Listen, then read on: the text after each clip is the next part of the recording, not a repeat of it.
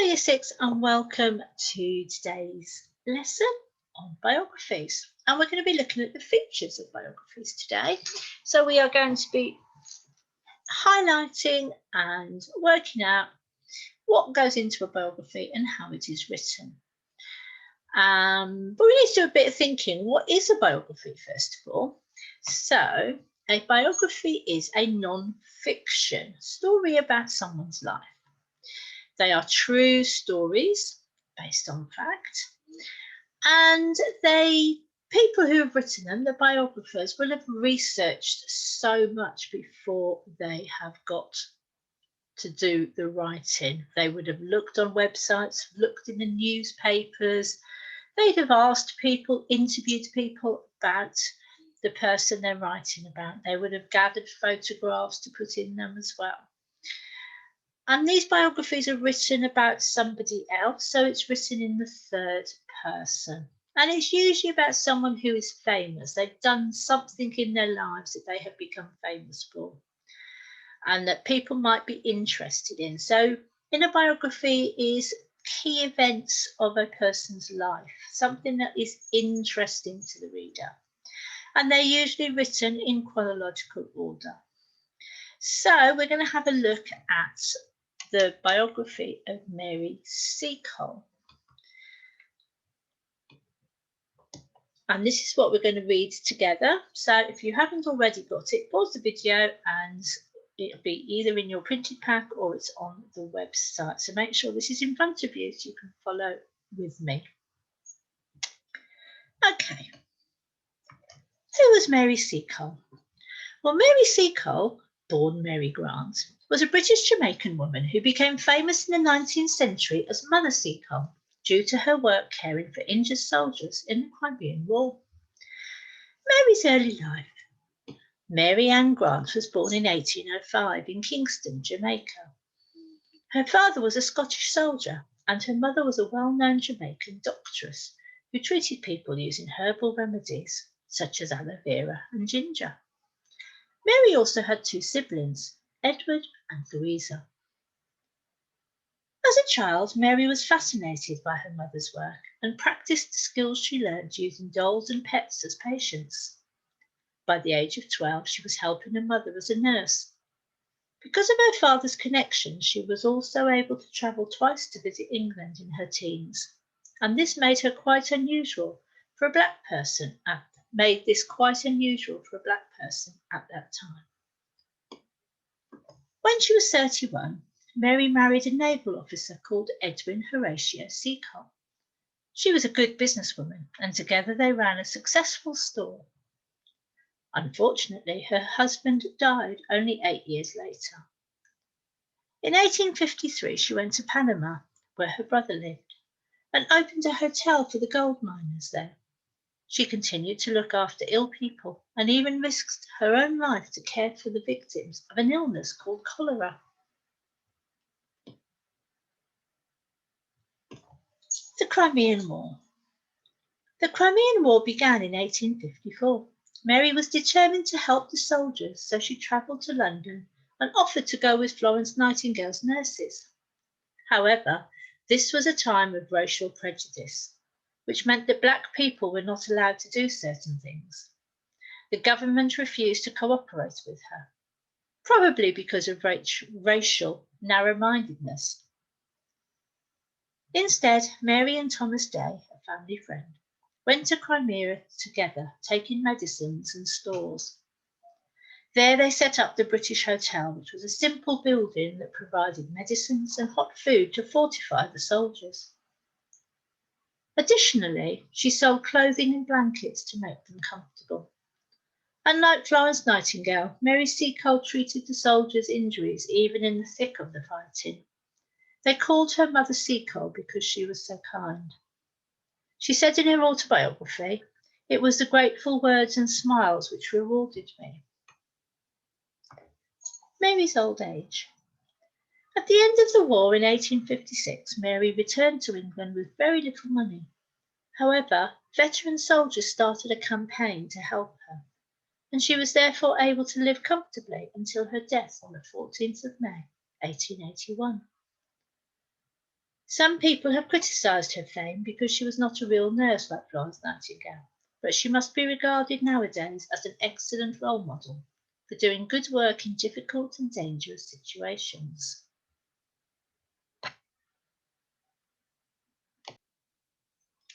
Okay, so we read it through, and I've noticed here, I'm just going to highlight it, it talks about an autobiography. Well, this is a biography. This is written about Mary Seacole's life by somebody else. So an autobiography is written about Mary Seacole's life by Mary Seacole. An autobiography is written about a person, but by that same person. That's the difference. This is a biography that's been written about somebody else.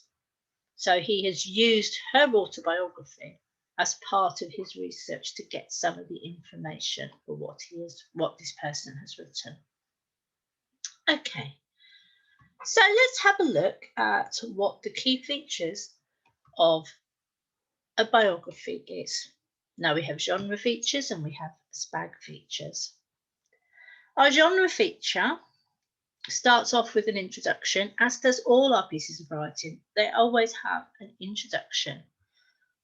It's written about somebody's life, about what's happened in their life. So it's written in the third person. So you will see lots of ED words.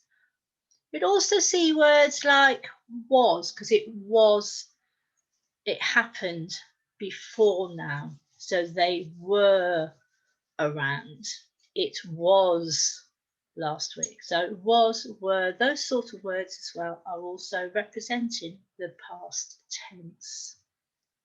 And then it's written about somebody else, so it's written about their life, so it will be in the third person. So you'll see she, he, they. Are there any subheadings that breaks up the report into the different sections to help order the writing in chronological order? Have they included feelings about how they felt at different times, different points of their life? For example, in red here, we've got fascinated by her mother's work. Are there any quotes? Because that's the best way of getting information, is interviewing people who knew them, or even interviewing the person themselves. So are there any quotes included? And then at the end, is there a conclusion about what happened towards the end or how they would like to be remembered? So those are the genre features. Those are about how you would write a biography. Now looking at SPAG features, looking at brackets this time. So did we see any brackets used to include that extra information? Have they included adverbials of time and place? For example, in 1853, 1953, last summer, previously, those words that link the time and place. Are there any relative clauses within the sentences that we were looking at? The one we've got here as an example, my mother, who is a professor, has made a famous new discovery. Now, if we think about relative clauses and bracket, you can take out that extra information and it still makes sense. So if I took out who is a professor, it would still make sense. My mother has made a famous new discovery. So that relative clause gives you that extra information added into the sentence. Do we have any modal verbs in there that indicate a possibility? Should she come? Would I be safe? Can I do this? Where might I find something? Have we got any of those words in our text today? So we'll be highlighting them, colouring in here, and then moving on. And then a spelling one at the end, we're going to be looking for words that have prefixes. So the word is activate, and with the DE at the beginning of it, deactivate. turn, overturn. So we're looking for prefixes, little few letters at the beginning of a word that changes the meaning and makes a different word. Okay, let's have a look. So I'm going to look first of all at, I think, subheadings, and I'm going to use yellow. So let's get back our text. Okay, so subheadings, we've got a few subheadings here, so I'm just going to highlight my subheadings. So I've got who was Mary Seacole, Mary's early life. I'm not reading word for word, I'm scanning for those subheadings. So I've got another one here. I'm going to keep scanning right to the end, and then I've got one here. So that tells me that we do have several subheadings to break it up. Let's have a look. I'm going to have a look at the verbs. So give it a bit of a green colour, I think. Find my text. And remember, verbs, we're looking for the verbs that tell us the past tense. Highlighting green now. So Mary Seacole was, oh, do the whole word, was a British Jamaican woman. Not an ed ending, but was is the past tense, is the present tense. So those show past tense. Became is a past tense. Who became famous? Who becomes famous is present tense, but became is the past tense. So looking for these past tense words, not necessarily all ending in ed endings. Okay, so really think carefully about the verbs that show you those ed ending. Those are past tense verbs, not just the ed ending. Okay, but what I want you to do is to go through the whole piece of text, not just one or two at the beginning. Keep going down. She learned new skills, married. Keep going through the whole text to find all that you can find of the past tense. Okay, and one more, we'll go and have a look down the back features. I'm going to do brackets. So change my colour, go for a pinky colour. So brackets to include that extra information. And we've got one here, such as aloe vera and ginger. So it gives you some extra information about what herbal remedies she used. Let's see if we've got any more. There was one right at the beginning. Mary Seacole, who was born as Mary Grant. That was her name before she got married.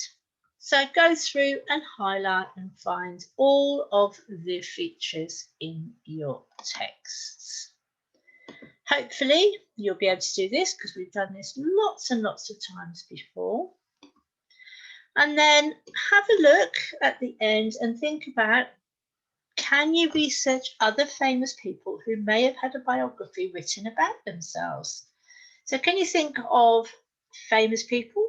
Could be pop stars, could be film stars, could be sports people, scientists, could be any people you know that have been in the newspaper, that's been really famous on TV, things like that, and see if they've got a biography written about themselves. Maybe make a list of the different people that you found and what their biographies are called. Okay, we will see you another day in another video. Have fun with this, and I will see you later in the week. Bye for now.